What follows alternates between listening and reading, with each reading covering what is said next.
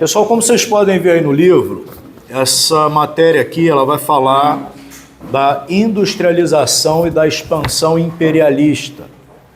Essa matéria, imperialismo, é assim muito importante, é fundamental para vocês entenderem tudo de história do século XX. E é uma matéria que também está muito ligada a questões ideológicas, entendeu? Ao uso que é feito disso pela esquerda, pela direita. Vocês estão entendendo? A questão do imperialismo. A esquerda focou como principal bandeira dela durante o século XX o que foi denominado de combate ao imperialismo. E esse imperialismo, então, ele foi muito demonizado pela esquerda. E tanto que é a versão que vocês vão ver aqui no livro didático. No livro didático vocês só vão ver coisa ruim sobre o imperialismo. Porque todo o pensamento da esquerda recente foi construído nessa base de combate ao imperialismo. Pessoal, vamos prestar atenção aqui, foco na aula, foco na aula. Então, não é um assunto isento de brigas políticas, isento de manipulação. Só que é como eu falo com vocês, como eu sempre explico para vocês. A gente, quando vai estudar temas históricos, a gente sempre tem que saber ver os dois lados. Nada é só bom e nada é só ruim. Às vezes, mesmo que alguma nação esteja agindo sobre outra nação com interesses, nem sempre isso é prejudicial para o outro país. Pode levar a desenvolvimento, pode levar recursos econômicos, pode melhorar a qualidade de vida da população. Entenderam? Então, vamos lá. Vamos começar entendendo. Vira a página aí, na página 12, a chamada Segunda Revolução Industrial, que vai ser um fator importantíssimo de expansão do capitalismo no final do século XIX, na segunda metade do século XIX. Então, o que foi a chamada Segunda Revolução Industrial, gente? A Segunda Revolução Industrial, ela foi uma série de novos avanços tecnológicos que estavam acontecendo ali. Então, a gente está falando de quê? Motor de combustão interna, que é o motor dos veículos, automóveis, avião, tá? Antes você só tinha aquele negócio de vapor, tipo uma locomotiva, que era um motor muito grande, né?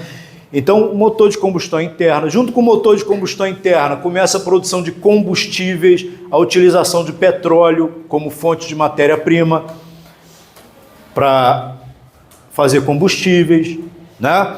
Você tem a invenção do dínamo, que gera eletricidade, então começa a ter uso a eletricidade nessa época, final do século XIX. Vocês conseguem perceber como é que essas coisas são revolucionárias para o mundo hoje? Como é que seria o mundo sem motor?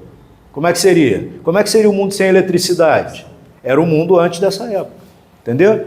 A eletricidade serve para muita coisa, tanto para iluminação, né, quanto para fazer trabalho, mover máquinas, hoje em dia com computadores, celulares. Se não fosse eletricidade, não tinha nada disso, não é? Comunicação, nessa época vai surgir o telégrafo e depois o telefone, né? Também foi uma coisa revolucionária o telégrafo. Por quê? Antes do telégrafo, como é que você se comunicava? Só tinha que pegar alguém, ir com um cavalo lá e entregar uma carta. Ou pegar um navio, atravessar o oceano inteiro para levar uma carta. Né? Se Portugal quisesse se comunicar com o Brasil, era um mês até a mensagem chegar aqui. Em um mês acontece muita coisa, né? Então, inventaram o telégrafo, que é um cabo eletrificado, né? E você manda pulso, você manda sinais e você consegue, então, uma comunicação em tempo real. Também foi algo revolucionário. Então, vocês estão vendo como é que estão acontecendo muitas mudanças nessa época? E, junto com tudo isso, você tem a transformação do capitalismo, né? Você vê aqui na página 13, ó, as coisas que eu estou falando, ó. Motor, energia elétrica, aqui você tem um poço de petróleo, exemplificando, tá? Vamos virar aqui. Aí você tem o que é chamado de expansão capitalista, e surge o tal do capitalismo financeiro, em contraste ao capitalismo industrial. Então, o capitalismo industrial, ele é a primeira fase ali da Revolução Industrial, quando você tinha indústrias relativamente pequenas, que produziam normalmente têxteis, tecidos, entendeu? Era uma coisa muito limitada ainda. Só que o que acontece? Ao longo do século XIX, você começa a ter um acúmulo de capital nos países industrializados. E aí, no final do século XIX, você tem a formação de grandes conglomerados econômicos que vão incluir bancos com empresas muito grandes, né, que tem às vezes uma cadeia de produção gigantesca. E aí você começa a ter algumas práticas que são práticas chamadas monopolistas também. O que é uma prática monopolista? Você imagina que uma empresa que tenha concorrência. Concorrência é bom para o consumidor? Oi? Não é bom não? Concorrência não é bom para o consumidor não? Se tivesse uma marca só, vocês acham que ia ter melhoria da qualidade do produto? Você acha que o preço ia ter? Não. Por que estão sempre procurando lançar um produto melhor? Porque senão você some do mapa hoje, né? Celular, fica a Apple e a Samsung. Se uma ficar para trás, o que acontece? Entendeu? Então a concorrência, ela vai gerando o quê? Aprimoramento e ao mesmo tempo a queda do preço, porque você tem que concorrer pelo cliente. Entendeu? É por isso que, apesar de todos os problemas que ele tem, esse negócio de capitalismo funciona. Funciona, tá? Apesar de todos os problemas que a gente pode falar, de um monte de problema, funciona. Não tem nada no mundo que melhore as condições de vida das pessoas, tire as pessoas da pobreza, do que o tal do capitalismo. Não tem jeito isso, tá? Não é fazendo comunismo, socialismo, isso aí só gera mais pobreza e nos países comunistas lá tudo acabando. Por quê? Aquele modelo econômico não tinha concorrência, era tudo estatal. Ou seja, como é que você vai ter evolução tecnológica, esse tipo de coisa assim? Fica difícil, né? Então ficou para trás. Foi uma coisa do século XX, a gente vai ver. Então, o capitalismo ele gera o quê? Riqueza. E essa riqueza foi gerando acúmulo. E algumas empresas começaram a fazer práticas do tipo: eu não produzo só tecido, eu controlo toda a cadeia de produção. Então vamos dizer, eu tenho uma empresa de automóveis, eu vou ter uma subsidiária que vai produzir borracha, uma outra que vai produzir couro, uma outra que vai produzir componentes do motor, uma outra que vai produzir, um conglomerado de empresas, e no final tudo isso chega numa montadora. É assim que funciona hoje, em grande parte.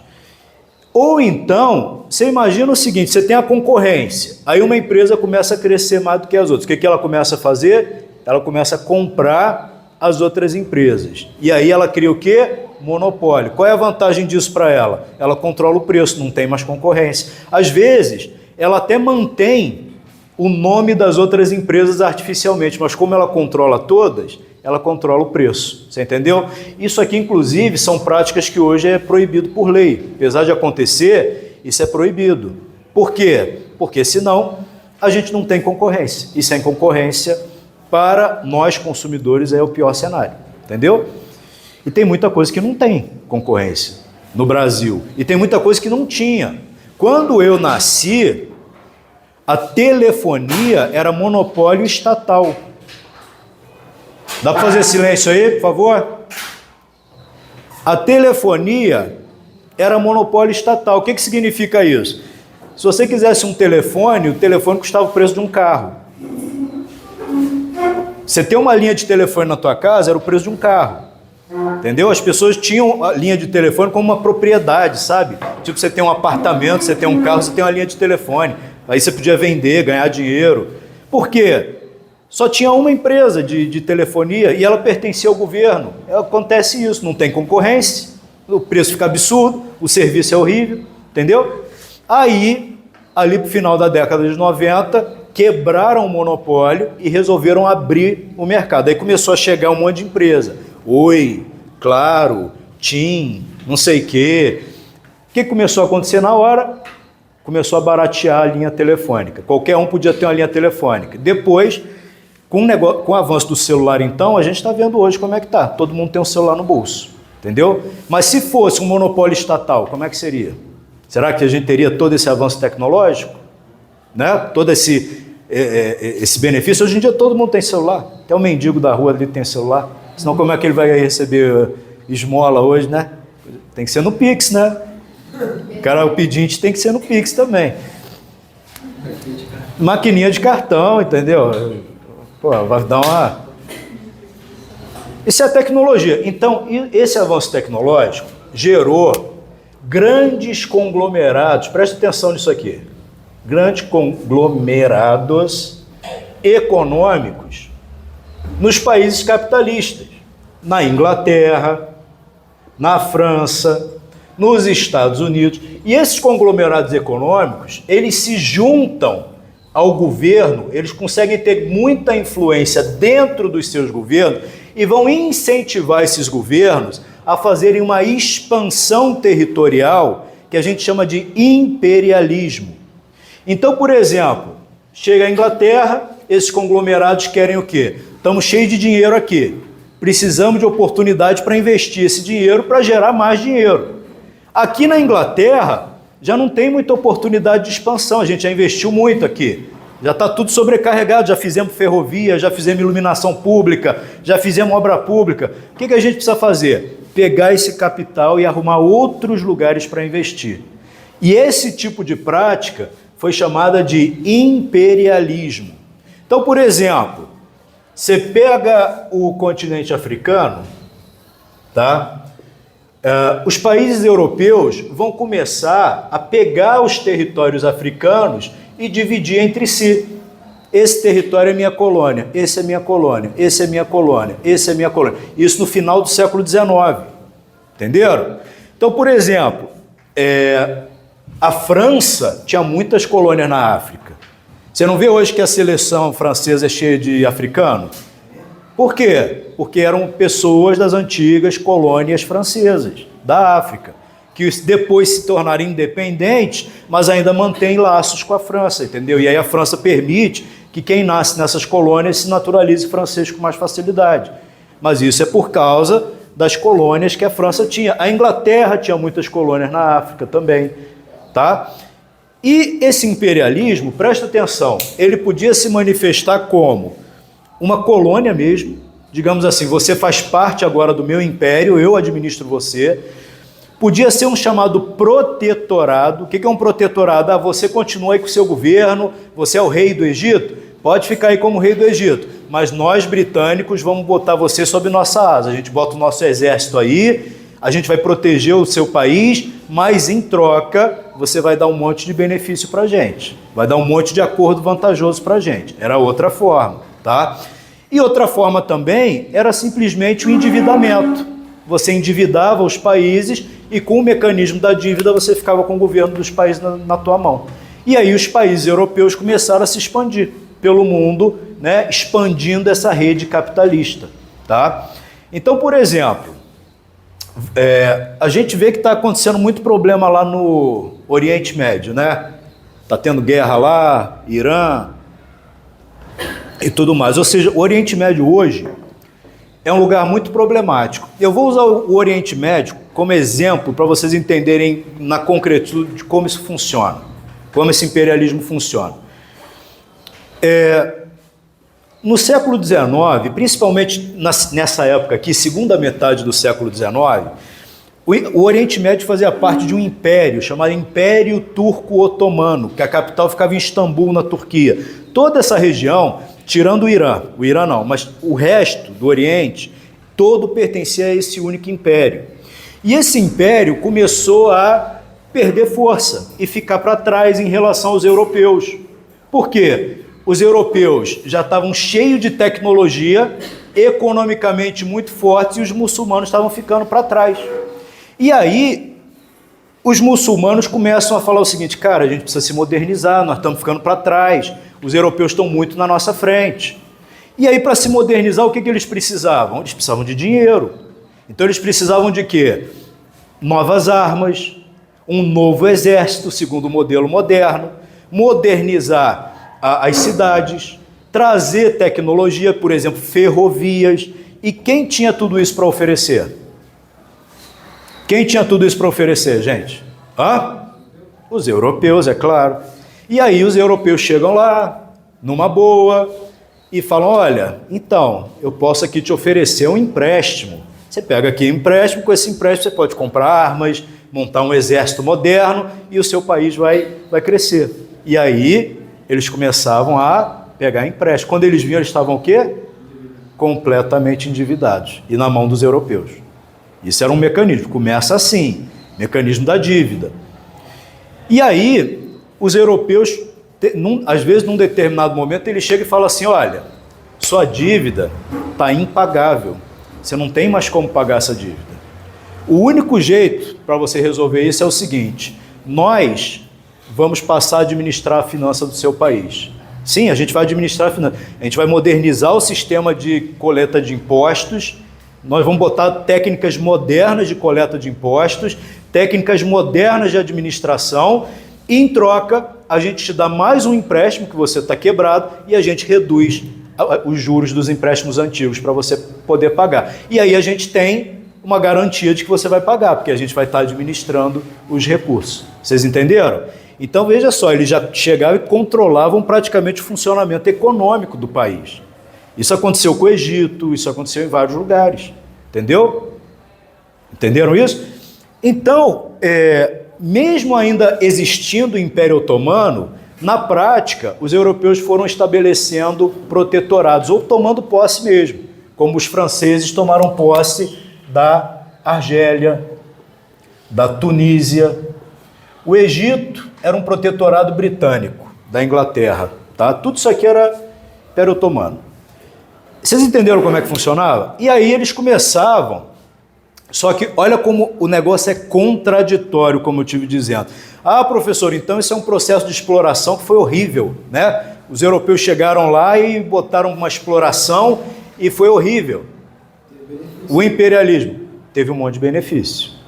Quais benefícios? Os europeus chegavam com um sistema moderno de administração, arrecadava muito mais dinheiro, gerava muito mais capital para o país. Claro que uma parte grande eles pegavam para eles, entendeu? Levavam tecnologias que não existiam. Então, por exemplo, nessa época foram erradicadas uma série de doenças que matavam muita gente no Oriente Médio, entendeu? A peste, a cólera, foram erradicadas pela tecnologia de saneamento europeu. Então tá, continua. Foi agora? Ah, tá. Que eu não preciso voltar.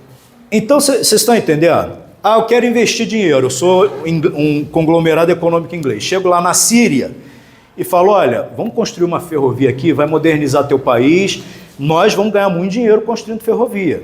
Eles construíram ferrovia no mundo inteiro, inclusive no Brasil. Beleza, vamos, os ingleses ganhavam, mas os sírios ganhavam com a ferrovia? Ganhavam, muito, muito. A ferrovia revolucionava o país, porque com a ferrovia, você, assim, em cada lugar que tinha uma estação, que era um lugar desértico lá, que não chegava nada, ali começava a surgir plantações, uma cidade, entendeu?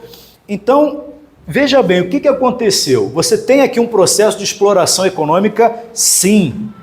Tá? Os europeus não foram lá só para fazer caridade, não. Eles foram lá para ganhar dinheiro. Só que, junto com isso, eles estavam levando benefício. A prova disso, sabe qual é? A população do mundo árabe nessa época, em cerca de 50 anos, vamos colocar em 1860 até 1910, a população dobrou a quantidade de pessoas. Então, para você ter a quantidade de pessoas dobrar, você tem uma sociedade que está passando por prosperidade, senão ia ser o contrário. Vocês concordam comigo que isso é um índice óbvio de melhoria? Então, por exemplo, o Egito. No Egito, o Egito tem o rio Nilo, né? Tinha aquele problema das cheias e das vazantes.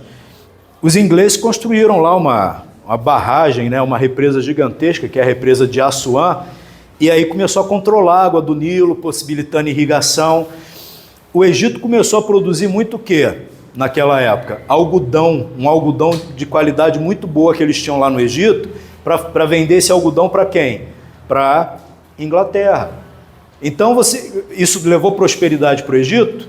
Sim, comércio internacional, muita gente ganhando dinheiro produzindo algodão, o país crescendo, entenderam? Vocês entenderam? Então, essa é os dois lados da questão.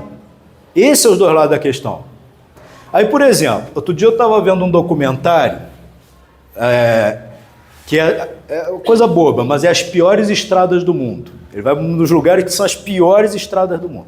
Aí eles estavam lá em Madagascar. Madagascar é uma ilha que fica aqui, né?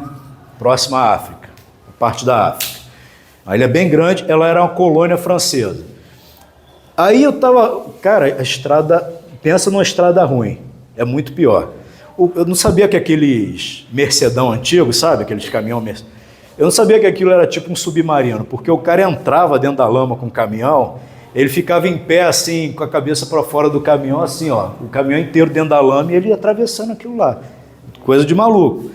Aí, quando vai entrevistar o cara, o que o cara fala? Pô, na época que os franceses estavam aqui, essa estrada era um tapete, isso aqui era uma maravilha. Foi só os franceses terem ido embora que virou esse negócio aí. Então, veja bem, na cabeça do cara do povo lá, ele tem um saudosismo da época que os franceses estavam lá, porque ele achava que era melhor administrado a parada. Isso é, sim, é verdade isso. Também outro dia eu estava vendo um conflito num país lá chamado África Central. Tinham duas facções lá se matando. Era uma colônia francesa antes. O que os franceses fizeram? Mandaram o exército para lá, interviram e pacificaram. Quando eles chegam lá, o que tu vê as pessoas sendo entrevistadas na rua falando: porra, que bom que os franceses voltaram, eles nunca tinham que ter ido embora. Então você vê que você tem dois lados da questão. Porque quando se fala do imperialismo, só se fala do lado negativo. Ah, porque os europeus foram na África e exploraram os países africanos e não sei o quê. Sim, mas levaram saneamento, medicamento, progresso, ferrovia, tudo isso também. Tem os dois lados. Tem os dois lados. Entenderam? Agora, vamos falar um pouquinho de alguns lados negativos. Por exemplo, no mundo árabe, essa penetração dos europeus, e naturalmente você acha que vai ter uma penetração cultural junto? Por exemplo, os países árabes começam a dizer assim, qual é a religião que se segue lá, gente? Qual é a religião dos países árabes? Oi? Islâmica ou muçulmana, né? Eles lá são islâmicos. Aí eles começam a falar, cara, a gente tem que se modernizar, ser igual aos europeus. O que alguns reinos lá vão começar a fazer? Vamos começar a copiar tudo os europeus. Vamos usar roupa europeia, entendeu? Vamos montar um exército segundo os modelos europeus, tá? Vamos fazer igual os europeus fizeram. Vamos afastar a religião da política e vamos secularizar a sociedade. Entenderam?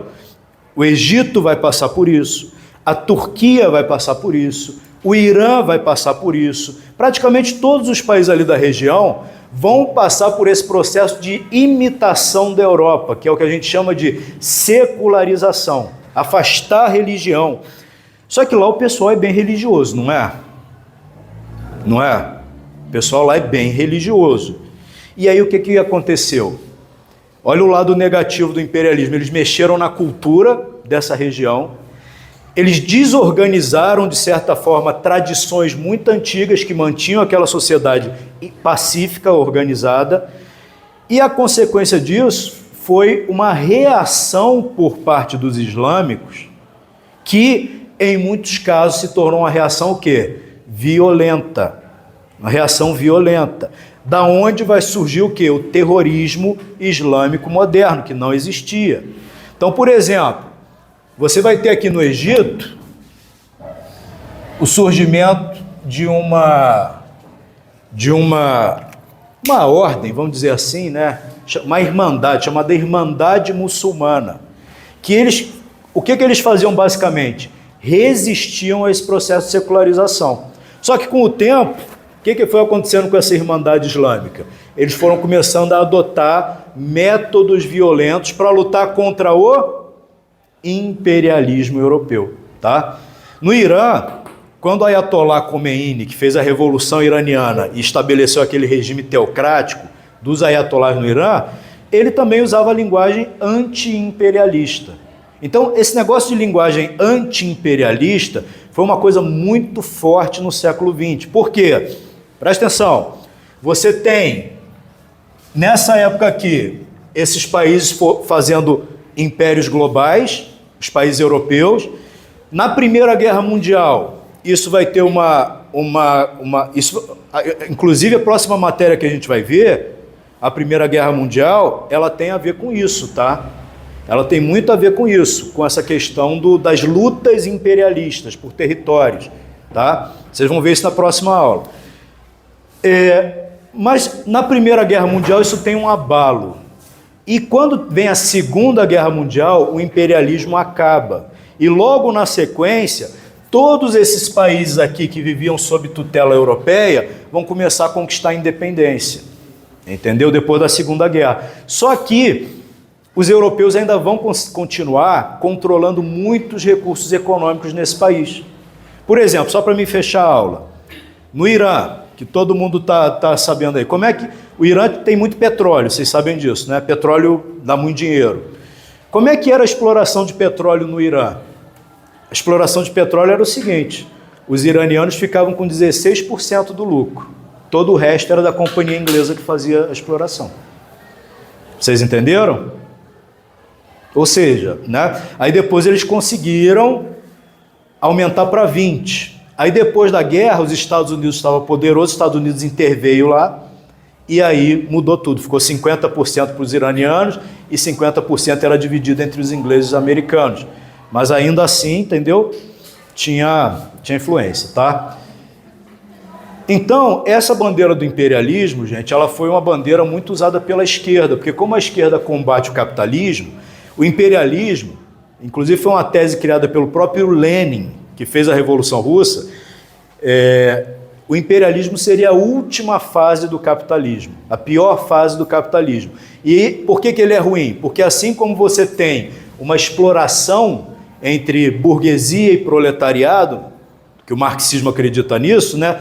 Você também teria uma exploração entre nações, algumas nações ricas explorando as nações mais pobres, tá? Então, por isso, o imperialismo é tudo de ruim e por isso até hoje estão defendendo essa bandeira de luta contra o imperialismo. Só que aí, por exemplo, por que tem muita gente de esquerda aí que defende terrorismo?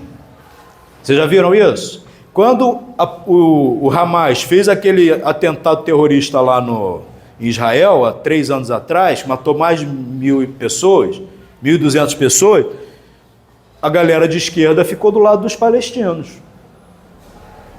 Qual era a justificativa deles? Não, eles estão lutando contra o imperialismo. Então, se eles estão lutando contra o imperialismo, justifica os métodos violentos. Vocês entenderam a lógica? Não estou dizendo... Aqui, ó.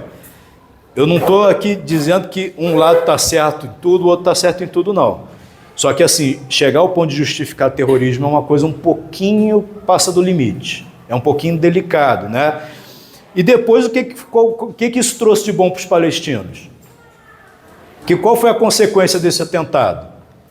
Foi violência extrema por parte de Israel, que aí o pessoal da direita não gosta de admitir, né?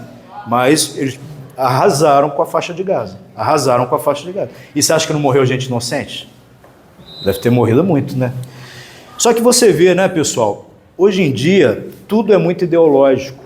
Tudo é muito ideológico. E as pessoas tendem sempre a não examinar, não tentar olhar os dois lados da questão. Entendeu? Tá. Pessoal, é isso, tá? Alguma dúvida?